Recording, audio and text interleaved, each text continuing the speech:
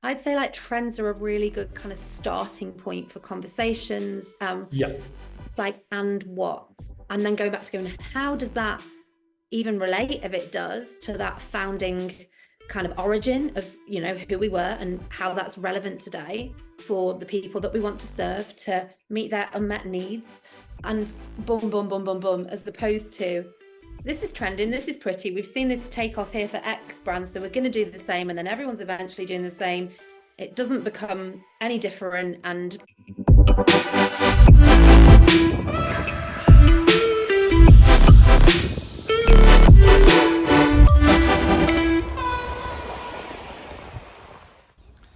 Welcome back to the Beyond Interior Design podcast.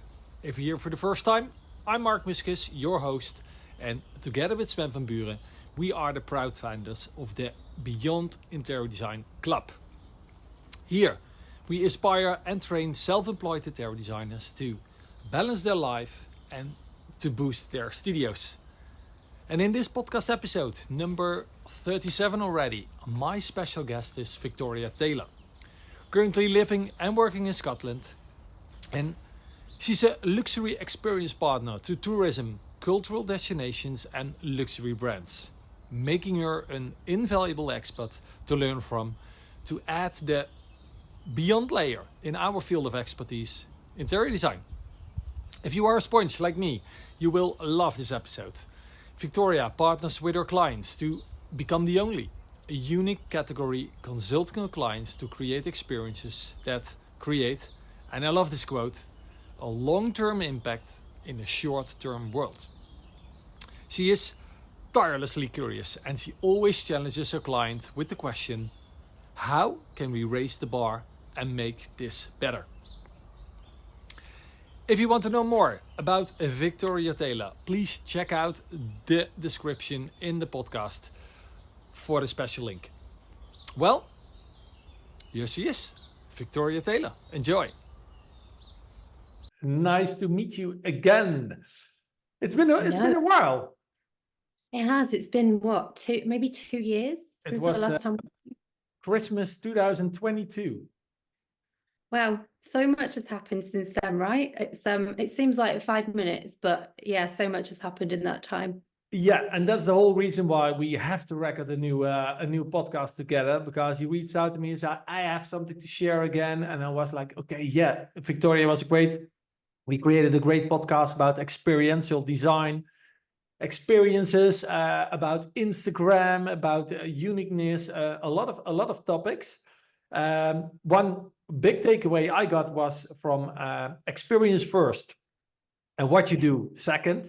That was a really good takeaway I got, and the whole performance is the experience. So, but things are moving fast. Time is moving fast. We just came out Corona and COVID time. We wanted new, we wanted different, we wanted special, and now we are fully in this Instagrammable world. And you told me things are already changing. Yeah, I think what you just said is really interesting actually, and it's kind of only just dawned on me that yeah, we are out of COVID, and you're probably right. There was more of a gear towards Instagram based experiences as we were coming out of the pandemic, and I think we were all like, children that have been contained in a sweet shop and we couldn't have any of the sweets, and then we were let out into the world. And I think now it is different, and behaviors are evolving. Human behavior constantly evolves, and I think there's a lot more depth that's needed than was perhaps maybe considered a couple of years ago. And I think we're certainly seeing that now. There's kind of craving for depth from the brands that we consume from, the places that we go to, the people that we connect with, and all of those moments that a brand creates for us, something that's beyond the click moment. Yeah, I like it that you said it. We were almost like we are children in a candy shop, because I think that's what was happening. So we had this. We talk a lot. Well, let's frame it first. Like a lot of designs, we want to create Instagrammable pictures, because at first, and the whole new generations, we talked about Gen Z as well. they are fully like, okay, I'm here, take a picture, and if it's beautiful, if it's Instagrammable, check, and further. But now you're telling me, and I'm really happy with that, because as you know, with the Institute, we have form follows meaning, and we're all talking about meaning, impact, and depth, because that's what we saw too. Like there is something more we would like to experience than just this beautiful picture. So yeah, I love to continue this discussion, because we mentioned words like show, like performance, like Instagrammable, like social media proof, and now we're getting all.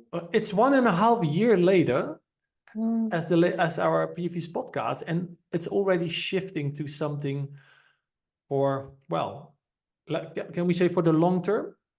Yeah, definitely for the long term. I mean, I think, from my perspective, it's always been about the long term. I think, all of these sort of little moments that brands create with their customers, those Instagrammable moments, those social media based moments, that they're just moments, and that's what they are. They're singular moments, and that isn't the sum of everything. So, all of these conversations that we're having, the interactions that we're having with employees, the continuous interactions, that long-term thinking beyond, here's something that's beautiful right now. It needs to be deeper if you're looking through a long-term lens, because those short fulfilled moments that might look beautiful, they're everywhere, aren't they? Are we seeing them everywhere? Is it just me that's seeing them everywhere? And I think the more we perhaps see those moments, the less differentiation there is across brands as well. I was having a conversation with a gentleman last week. He'd been at Milan Design Week. I know we spoke about that before. Yeah, I was there as well. Yeah. Yeah, and I wasn't there myself, but it's a really interesting conversation around the brands that really stood out the most to him were the brands that were more thoughtful, and the brands that were more, I guess, human-led, as opposed to plastering logos and, the most kind of gregarious experiences, the most out there experiences. They were the kind of really thoughtful ones that thought about humans and how humans would interact in those spaces. So yeah, I think it's really interesting. And it's not to say that those Instagrammable moments aren't still desired to an extent by some people. We're all humans, and I don't think we can categorize people by demographic either. I really think we are living in a world that is increasingly becoming demographic-less, if I'm honest.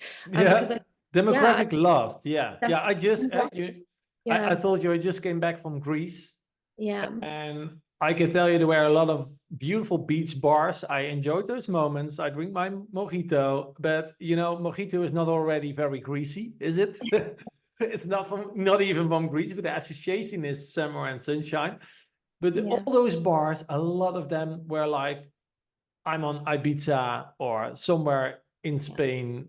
I don't know. This look was everywhere on with every price list. That was the other thing. You could on the on. I was in a small village with an Ibiza look, and I had a Greek coffee for €1.50, and I was in the same environment down to the coast, and I was paying €4.50 for the same coffee. yeah. And it was like a cut and paste, right? So yeah, So copy paste. I was, where am I? Yeah, where am I? And I didn't like those places. So we really moved quickly to the more authentic, as you can call it, or unique, or I don't know. And it felt undiscovered or raw, or I don't know. I think what you've just said is so interesting, and I think it's something that we see in so many destinations. And I think it's likely as a result of this kind of trend following. So, we Definitely. have many conversations with industry, which is very natural. But what that results in is seeing someone do something and then trying to create our version of that thing, because it's something that is, I guess, supposedly popular. It's a trend. But actually, if we kind of bring it down to root, what you've just described is the output of that. So you've just been in Greece, you've been there's been very little differentiation in the places that you're in, and then naturally you go and seek out those more authentic back streets, which I do as well. You know, you go and seek out those back streets because they give you a much more authentic experience. You might be talking with the mother of a family with Yep, her I did. Yep. wonderful recipes, or Yep, the what. bakery, yeah, the local bakery in one small village. That was the story, and I started the question. My 6-year-old boy, he went to the toilet, and you had to go upstairs on a beautiful handcrafted stairs, and it was you could feel the love and the attention and the craftsmanship. I was like, okay, this is, I like this. There were some funny combinations made. It was not that designish, and I was like, this is cool. They did some kind of, you could feel the authenticity or the real person behind it. But then there was one picture hanging with a grandma and a really big bread. Like, and my boy said he's fond of food and everything has to do with bakery and pastry and whatever. He was, wow, this is you should see this one. So we start talking, and he started a whole story about this bread that his grandma made. It was a recipe only for that small village. And well, I was on Rhodes. It's a small island. You can drive in 1 hour to the other side in 15 minutes to the other side from east to west. But there was already one village with its own special product. Then I felt special. Yeah, I love that, and you can probably see me smiling here because yeah. feeling I'm feeling that glow from you, which is that wonderful glow that people get when they feel like they've discovered something, you know, and you've gone to a place and you've stumbled upon something really beautiful and something, you know, super. I hate the word authentic because that's just Yeah, how that's yeah, just how yeah. it should be. We should just be authentic. But what you've just described as this beautiful thing that has gradually sort of been popped in a corner whilst we've seen this kind of visual explosion of experiences that don't necessarily go skin deep. And I think, you know, right now I'm in Scotland. I moved here around 5 or 6 weeks ago. I'm staying longer. Scotland is the most wonderfully rich, diverse, culturally full of contrasts and juxtapositions. You know, you go to Edinburgh and then you can be in the coast in half an hour. And wherever I go, there's just this really rich history. And that history isn't just in the buildings and the structures and the landscapes, the cuisine, it's in the people, it's in the conversations, it's in every single interaction I've had pretty much since I've got here. And there's this kind of real proudness about being Scottish and this real joy about being from this destination that Yeah, can't. the proudness. Yeah, well, again, we need to come up with another word for authentic. Yeah, I We hate the word authentic. a It's just, little bit, or yeah, I I don't don't know. know. I don't No, know. I feel like if you have to say you're authentic, then you're maybe not. I don't know. no, I yeah, feel like it's kind of one of these words that's a bit of a, I don't know. It's become a bit of a buzzword, but there yeah, is this real like depth of richness and joy, and you feel like you're unlocking secrets constantly. And if I could bottle the spirit of Scotland and spread it around the world, I would say like this country is proof of the depth that is needed to create experiences. You know, Scotland is visually beautiful. You know, it definitely got the award for beauty everywhere, but it goes beyond the visual. It's skin deep, it's conversation deep, it's history deep, it's everything, you know. And I think this is what we need to be looking at. It's like, okay, well, we've got this wow visual, but what's beyond that? Because, you know, ultimately, as brands, we're all doing one thing, and that is connecting with our customers, connecting with our guests. I don't like the word consumers. I think if anyone's using the word consumers, it's kind of a one step too far removed already, because all that's just, right. So no consumers, no authenticity. I don't know, consumers Blacklist, going through a list. I blacklist. think I think the thing with you know, the word consumers is purely transactional. You are going to consume something, right? But if we're looking to build and create connection, that is about building a relationship, and Yeah, that's beyond consumption. So I think, you know, either guests of our brand, customer, yeah, okay, customers is again slightly more transactional, but I think, you know, if we're looking to build a relationship, we need to start looking at the language that we're using. but yeah, I think, what we were saying there about kind of going skin deep and going down all of those layers, ultimately, any brand, the value of that brand isn't in what we say to a customer, it's built in a customer's mind. A customer builds their value perception of our brand in their mind. Yeah, So if so they, let's go more in depth on that one, because we're talking about holiday destinations, beautiful hospitality. Our community, we're full of creatives, interior designers, architects. We're working on our own, sometimes in duos or literally small teams. And we heard about, we want to be kind of unique. That's what we want. We heard the word timeless designs. As you know, there is some kind of quality involved in timeless. We let's need to come back. talk about, yeah, we need to talk about it, because timeless and Instagrammable is not really, those are opposites. Yeah, kind of. Yeah. Yeah, so I think in terms of like the value piece, that value, if I'm a customer and I go and have an experience, so let's take like I don't know, it could be a pop-up experience, or it might be a visit into a store, it could be a visit Yeah. to, or it could be any. What happened in what happened in Milan? Yeah, there were a lot of venues. They were just Yeah, showing the next new shiny object, and I hate that. No story involved, no experience. Beautifully designed, maybe, but it was like, okay, how do I feel? Well, more like, okay, beautiful. That's it. Next, and there were halls of it, and streets, and warehouses, and some people nailed it with a combination of aspects. yeah, I think That's I what we think need. the perfect thing there, Mark, and what you said is you didn't feel anything. And that feeling is the word. Every brand in the world is looking to sell to a customer. Every brand, right? And the way we do that, there's a whole load of messy language and jargon and all this stuff in the middle that we can have as conversations in industries, which we will have as industries. But ultimately, this is brand, human, and there's a million things in the middle between that, right? And they create their perception of us through a sum of all the different things that we do.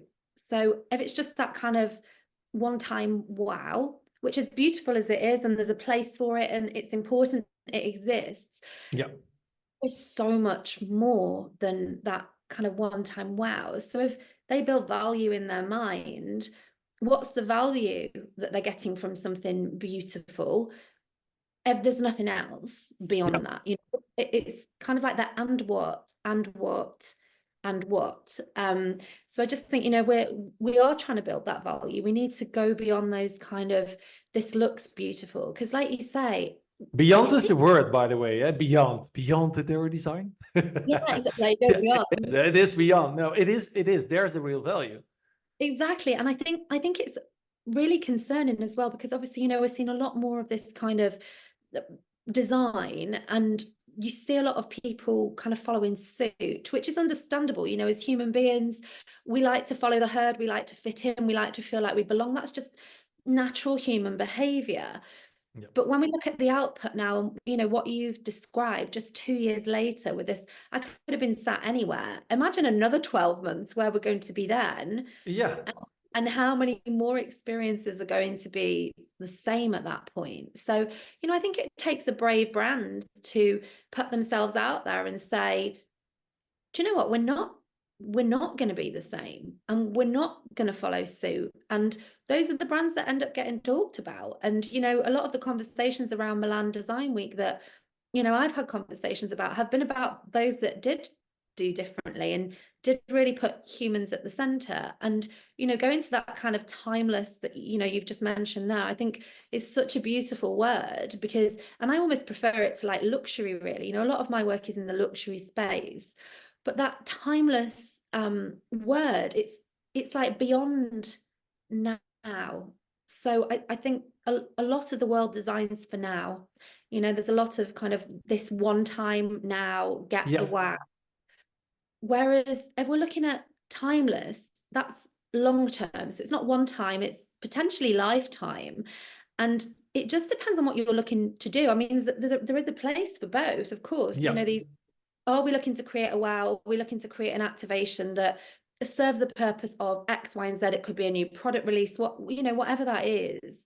But Yeah, then art, you talk about art installations sometimes, or you talk sure, about this new restaurant. Maybe they have the plan to rebuild it in 2 years because then the rush is gone and the early adapters are gone, and you need, for a marketing purpose, you need to rebuild it with a new concept. But at the yeah, other end, it's like, this is a strange concept, to build it for this, only this, because do you really feel it, or is it just this one-time experience? You talk about it and then that's it. They did a good job. Yeah. exactly. And that's it. I mean, there are so many beautiful experiences that you can go and appreciate, and visually they're nice, and you might Yeah. even feel something for a few minutes while you're there.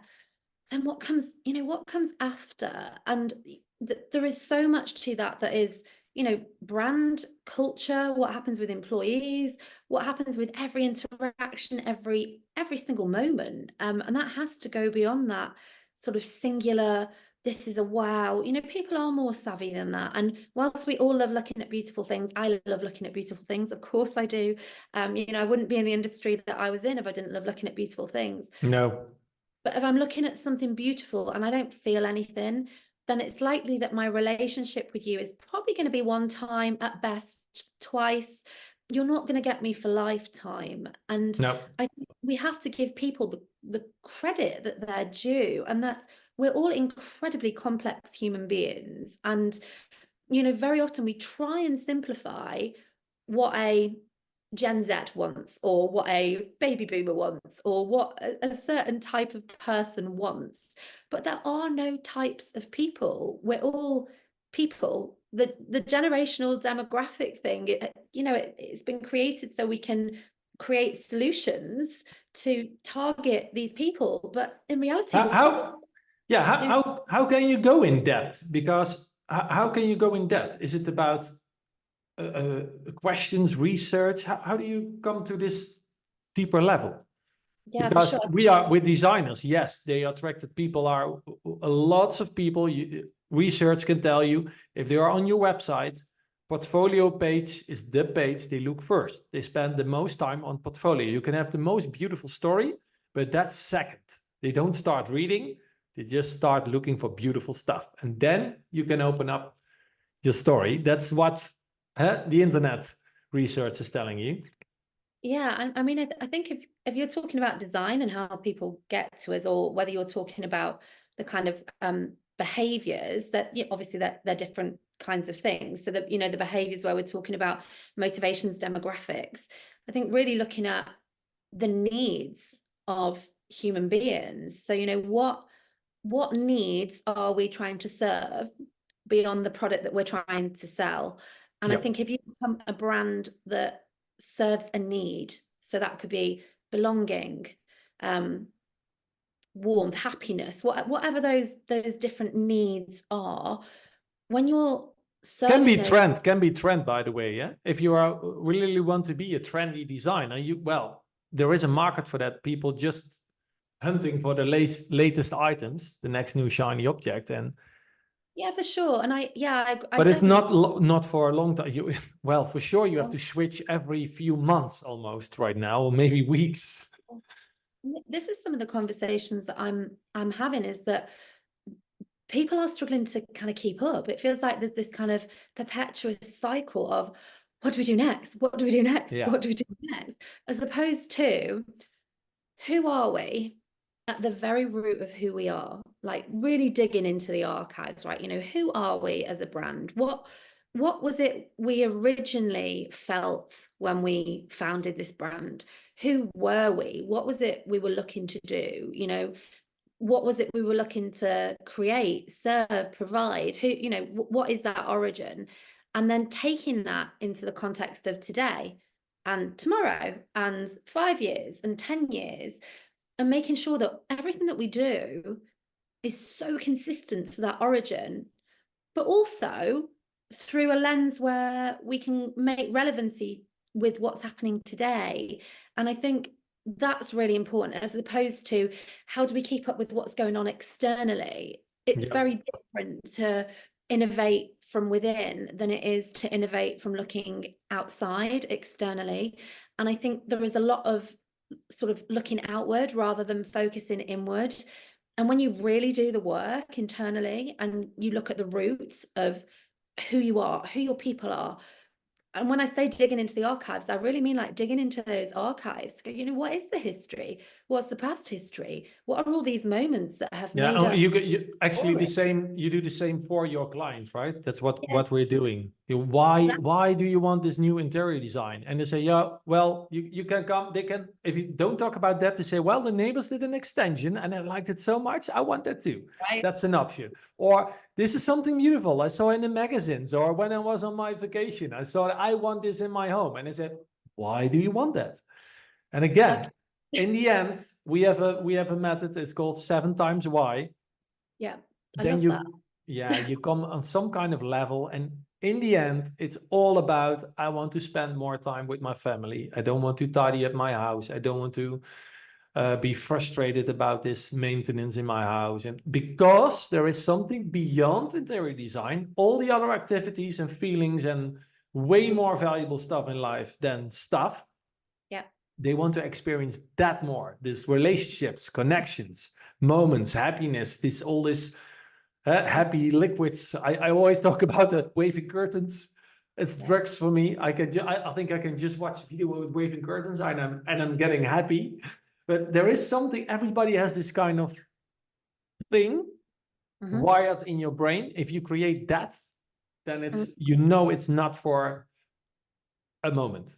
This is this long lasting experience and value. 100%. And I love what you just said there about it's about family in the instance of creating a home.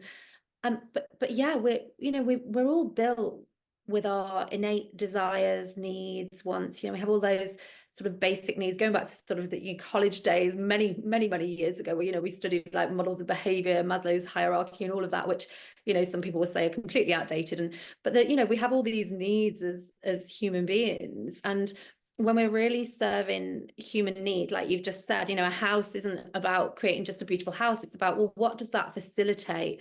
And it's those same questions that we can be asking of our experiences. What do these experiences facilitate for the people that we're serving? Do they facilitate? Facilitation. I think that's a Yeah. really cool word, because you, even with when you're living in your home or you're working in your own restaurant, you have to, there are so many choices to make, unconsciously, consciously. And if you can take those choices away, you have literally space in your room, in your head, in your mind, in your heart for other stuff. That's, Completely. Yeah, completely. I love that, yeah. Mark. That's it, it can be a stupid thing about every morning the same plate in the drawer, but it's the down drawer. You can just take one drawer up, and it's more easy to pick it out, or it's more logical to serve your breakfast for your family, because they have all some nagging frustrations somewhere, and there are plenty of those when you never think consciously about your environment. And I think a Yeah. lot of interior designers and listeners today are agreeing with me on that one. It's, yes, it's beautiful. Let just be beautiful. Just that's a necessity. It has to be Mm. beautiful in its perfection or imperfection, doesn't matter. But there needs to be some beauty in it that you value so much, with a meaning that it is okay. Although it can be so ugly, but there is so much meaning attached. I really like ugly stuff sometimes. It's like there is something going on there with ugly.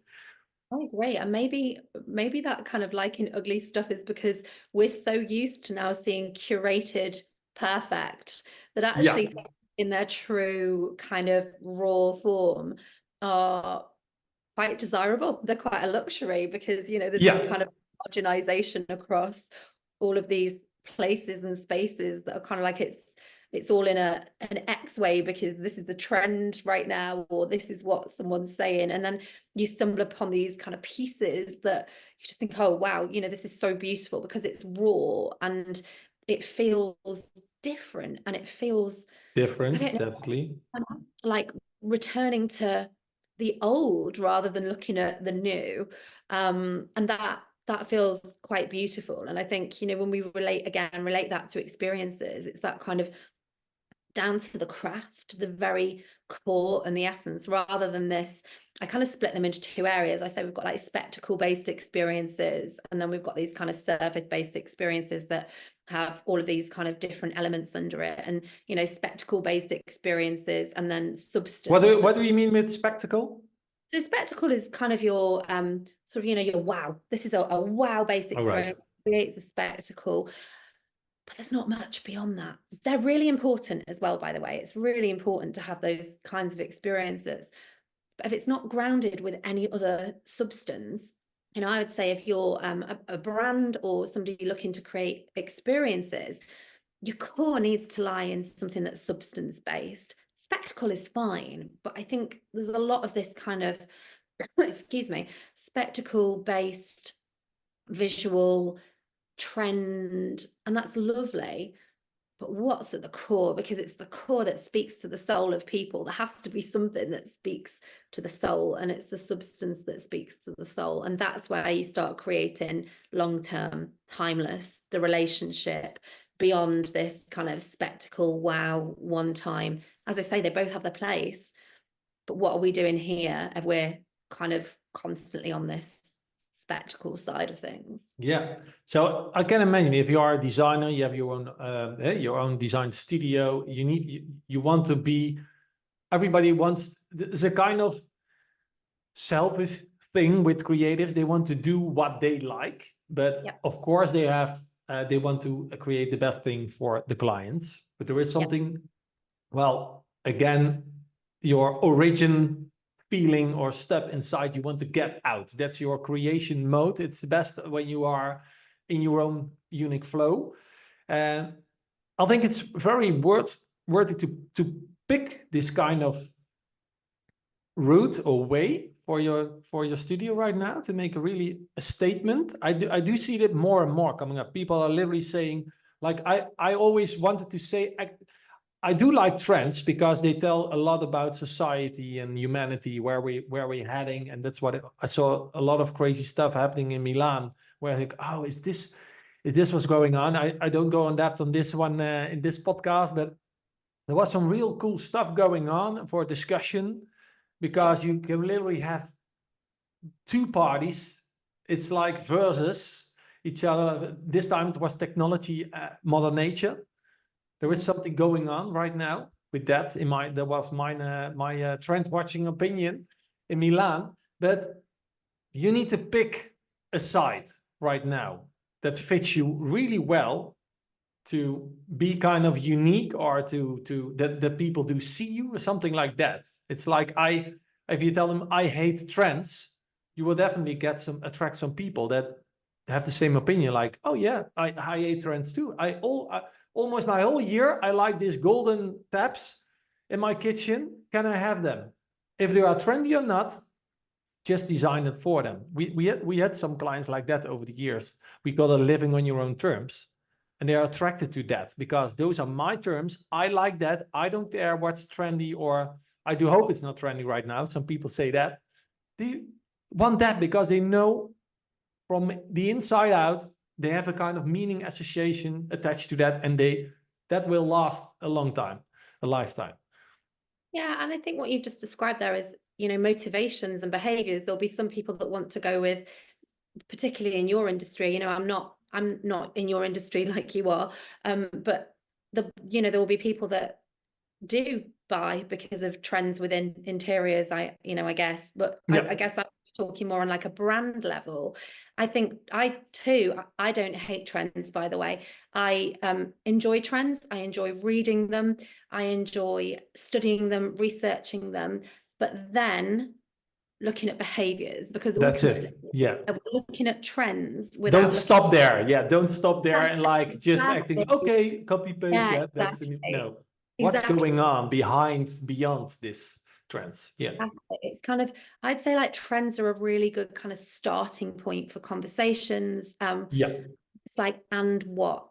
And then going back to going, how does that even relate, if it does, to that founding kind of origin of, you know, who we were and how that's relevant today for the people that we want to serve to meet their unmet needs, and boom, boom, boom, boom, boom, as opposed to, this is trending, this is pretty, we've seen this take off here for X brand, so we're going to do the same, and then everyone's eventually doing the same. It doesn't become any different, and boom, boom, boom, boom, boom, boom, boom, and then we've got your case in Greece, which perfectly illustrates it, or my case in Scotland, which shows what it's like to be in a destination that is so beautifully authentic in who it is. And that's organic, you know, that Scotland's beauty is so organic. It's not had to kind of orchestrate you can't orchestrate the joy that the people have No. here. You can't orchestrate the kindness, the care, the compassion, the passion for the country, for tourism, for visitors. I've been made to feel so unbelievably welcome and so invited and cared for. And that there's so much in that. And it's all of those sums of all of those interactions that form my opinion on Scotland. And, you know, when I came here, I thought it might be for a few months. I'm working on a couple of really wonderful projects up here right now. And I thought it might be for a couple of months, but having spent time here, I'm like, oh, I could live here. And that's the power of that real, authentic trueness that goes deep, and that's on a destination level. You know, that isn't just in one hotel or one distillery or one retail outlet. That's throughout the No. entire destination. And I think when we can look at that collectively and go, you know, like who really are we? And I actually think it's quite rare. In fact, I think it's very rare. Like Scotland has something very magical rooted so deep. And I think, you know, if any country in the world could look to somewhere for great example of why it's important for that to be culture deep Yeah, within, you said trueness. That's I like that word, trueness, or yeah, real richness. Because yeah, real is a, maybe that's the better word for authenticity. Real. You know, yeah, we feel when something is fake, when it's staged, when it's a show, when it's a performance. You are walking in a kind of decor. The same if we talk about interior designs or those venues in Milan. Sometimes it's like, okay, this is staged really well. If I take a picture, I can imagine I am in a building like that, and you can fool me with only that picture. I don't know where I am. But on the yeah. other end, there were some installation, storytelling stuff going on there with light effects and sounds. And well, then for me, it was I could almost see the chair breathing to me like it was a living thing that you can love something and you have this all this combination of emotions together. And I literally saw people crying at light installations. And if you just see really logical, you saw strange with LED lights, all technology involved, but people were crying in a mirrored room with electronics. And I was like, what is happening here that you can create this? Why is it so impactful? Because if you just put on the light, switch the light on, it's gone. Yeah, I mean, Emotional. could people see themselves in the mirrors as well? Maybe that, well, that no, that was not really. Well, no, I don't know what happened there. That's so magical. You wanted to go back. I could imagine if I've been on those places. You had a forest with mirrors, just trees coming out of a mirror floor, Yeah. mirror walls, mirror ceiling. So you Mm. never saw the tree from all directions at the same time. So that was funny. You have a three-dimensional matrix was going on. Is it nature? Is it where am I? But I could feel the healing power of it, that if I could spend every day 10 minutes in this kind of magical forest, it would heal me. It will do something on a deeper level. And that's crazy. Yeah. And I think that's beautiful. You know, it sounds like it was a really impactful experience for you. And it's probably highly likely that whoever has been the experienced designer behind that they've not gone out to say, let's put a tree and this and that and that. No. They've thought about how they move people, and they've started with meaning and feeling, most likely. You know, when we map out our experiences against meaning and needs, as opposed to how can we sell our product, but when we map it out against meaning, and then we create the pits and the peaks and the moments that contrast and all those beautiful juxtapositions throughout an experience, the different variations of voice throughout an experience that take us total, like you just said, you almost can't describe it. There are those experiences generally have thought at the center of them, and it's really grounded in what are we looking to create for humans, and how do we map that out against our design, as opposed to we're going to design this because it looks beautiful. Fine. Yeah. Did it move Well, somebody? one of the reasons we started the Institute of Interior Impact and the Beyond Interior Design Club was that they teach you to create beautiful stuff or good stuff, solution-based or beautifully aesthetic. But it was never good enough for me. I wanted to add another level to it. I didn't know why at that time, because I was 20. And now it all came together. And now at the Institute, we teach our students, our members, methods to go really deep with asking the right questions with the client and combining your profession, not like, hey, look at my next new design version. Do you like it or do you like it not? Do you hate it? Tell me more. No, the whole process is co-creation. And then if I saw you doing with your hand up and down, like this kind of roller coaster experience, but you can create these emotions. And those emotions are really valuable to get to the core of the real issue, the real why they want a new interior design, but again, to attach the value of all these emotions to what they finally will experience in the end result. I think that's so cool. You're kind of explaining the theory, I guess, behind what we're doing, why it works, because we really orchestra. It's an orchestra to go from really rational solution based to another session with the client that goes really deep to the bigger why, and it can get really emotional if you talk about associations and strange memories about childhood or family members or whatever.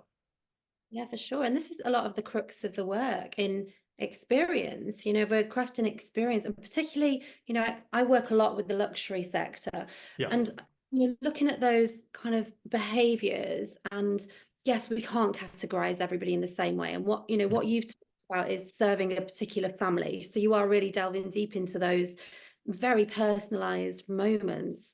But really looking at who we are serving and looking at what we are facilitating, Yeah. You could do the same for offices and restaurants. It's the same method, yeah. And I think, this kind of outdated version of, I'm going to use luxury as a great example here, but this kind of outdated version of a luxury experience is a VIP room with a higher version of a lower level of experience, or, whatever that is. Yeah. It's too flat. Oh my gosh, it's just so outdated. And yeah. It's so beyond where humans are, and if we look at what's actually happening in tourism as well right now, a part of that is that people are, and probably this brings us a bit full circle to the beginning of the conversation when you were talking about this kind of almost artificialness, everything has kind of, gone in a similar direction. But I think we're definitely seeing this kind of craving for knowledge. Like, knowledge is a really big thing. So customers don't necessarily just want to buy from you. They want to learn about the thing. They want to learn about your skill, your craft, your people, how you bring things together, which is exactly what you've just described there in what you do. But what is the skill behind that? What is the history, and why did it happen in that way? And what would happen if it was in this way? And how would it be different if this was included? Because that and they come up, they come up with the questions. That's the beauty of it. If you hang this picture in this Greece restaurant from the bread and this grandma, people will they open up the conversation, and then the story starts. So if you're co-creation, and they see you, how you do it, how the things work on the screen, how stories combine on one moment, they are like, this feels magical, and they want to know the how and the why, and they get more and more involved, and there's the magic happening. Exactly. And that, you've just described that beautifully. And I think, sometimes we talk about this kind of co-creation, and it's forced co-creation to an extent. Brand here, customer here, they both need to play a part in the story. But it's like, actually, how are we creating the co-creation. So how are we encouraging what you've just described? You So need a rather starting, you need a starting point, and then it's than going naturally. You don't need any more, just a starting. exactly, but that starting point is created through creating curiosity. And it's Yeah. like, okay, so now we need to look at our humans that we're looking to serve.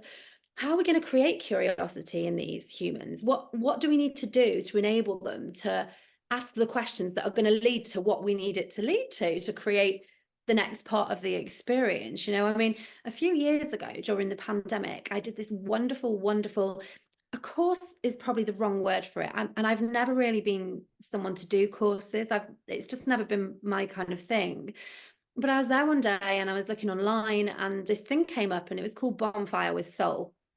And it said looking for optimistic rebels and misfits. And I was like, this is great. This really this speaks to me. And I remember ringing my friend Victoria at the time and saying to her, Victoria, there's this thing and I think we need to do it. And I think it's just going to be amazing. And, you know, it was a gentleman called Duke Stump. And he was this kind of just amazing person. He'd been the CMO for Nike and Patagonia and like Lululemon. And he just an incredible guy. And this course was set around 12 principles, but the 12 principles, it wasn't kind of dictative. So although you had these modules that you followed, it was about getting you to open your brain up to Yeah. questions and to that curiosity and to discovery. And it was one of the most brilliant, I can feel goosebumps on my arm now. It was one of these most brilliant, empowering experiences, considering it was online as well, you know, because online can be it feels a bit barrier based. Honestly, one of the most profound, brilliant experiences I have had. And the stories that were shared, the content that was shared, the curiosity and the inquisitiveness that it created changed my life. Like it genuinely changed my life. Yeah. And And that's this is what we something all want. That's what we want to change, to improve somebody's life with whatever you're doing. With every craftsmanship or service, actually, in the end, we try to improve the other person's life. Huh? exactly, because Yeah. we're all the sum of all of our experiences, and you Yeah. know, there's so many knowledge that I gained in myself and through my own practices and how I operate, and I impart that to my clients now. You know, and I'm a very kind of I kind of sit in the middle mark, so I am commercial and creative. So you know, everything I'm doing with my creative lens is for commercial objective. Of course it is, because we're in business. Yeah. Understanding how that really relates to humans. And you know, you can take all the demographics aside, whether someone is a baby boomer, Gen Z, however we want to categorize people, and if we actually look at humans and kind of go, well, what fundamentally makes us who we are, all of us, we're all kind of curious, we all like to feel good, we all like love, we all feel hopeless, we all feel, if we look at all those things, they're all feelings. So it's about how we get to the crux of those feelings, as opposed to this demographic will want this demographic will want this. So I think if we can empower those things in humans, and curiosity is a brilliant one, you know, how can we make them curious so that we're not just saying, here's our experience, we'll do this bit, you do this bit, let's take part. And there's a whole Yeah. load of ingredients that goes Yeah. into that curiosity creation. And as I said, variation on voice, all of the different things that we're serving. But that's where the depth is. So when, you know, I said we have to go deep, it isn't just about saying, okay, we've got a brand and this is our brand story and this is a human and our story connects with their story. And no, it doesn't. Like, we need to connect very deeply with the core of like who people are if we want to go long time beyond one time, you know. So yeah, putting in the work up front and continuously and making it culture wide. Yeah. So in terms of the creatives, you really have to think about, are you designing for one time or for a lifetime? There's not really something in between, right? Is I it? mean, yeah, of course, you know, anybody could have any length of relationship with a brand that, you know, I'm sure you've had relationships with a brand that have maybe lasted for a certain period of your life because they Yeah, suit the. okay, but that's a talk about the assistance of the brand. But it's a kind of theory when you start. in our case, designing, you can tell them, hey, I'm going to design something that will grow with your lifestyle or with your firm or with your office, whatever. Or you can Yeah, just choose to make something incredible for that moment and let's see what you like next year. 100%. And I think this is again where a lot of revenue is lost because it's this, how are we reinventing? And reinvention is really important. Yeah. But it's like you've done that work and you've delved into the depths. You can become a legacy brand who speaks to a customer at every moment throughout their lives, so long as the relationship and the work is put in to make them feel, if they come to your brand not just because they can buy a product, but because they know that if I interact with X brand, I am going to feel belonging. That's great. That makes me feel great. I'm going to go back because I can go and buy whiskey. I can go and buy whatever it is I'm buying, but I feel belonging. That brand has me because it's appealing to my innate human Yeah. needs as opposed to just my consumption needs. They understand you. That's how it feels. And so when we're talking about their story, your story, really happy to talk about storytelling. I think it's absolutely central. But your story doesn't just meet their story without really delving into behavior and who humans are. Like, just because you tell your story doesn't mean it's going to connect. I think if I just zoom out to our conversation right now, some great takeaways. You got me. You have to design some tipping points or some points that make them really curious. Don't create them completely. Something is just a starting point for something. If you have some hooks in your company, in your process, in your relationship with your client or contact moments that will create these hooks to create more curiosity, you can go every time on that moment, you can go more in depth. That's the kind of thing I can relate really well to an interior design business or architect firm. If you do that, you could do it on different levels. It's literally about your expertise, your knowledge, your skills, but it can also be just somewhere with a Christmas card or another contact moment. So it can be in your head, can be in your heart, can all, if you touch all those levels and you make them really curious about to stay connected, then I think you can create a really cool experience. Yeah. Yeah, and I think that continuous connection without it being, too much. I Yeah, don't want you to be don't know. No, it has to stalked be by the brand so that I buy. genuine. Yeah. But it's that very appropriate understanding. There's a lot of innovation departments within organizations, which I think is really, really important.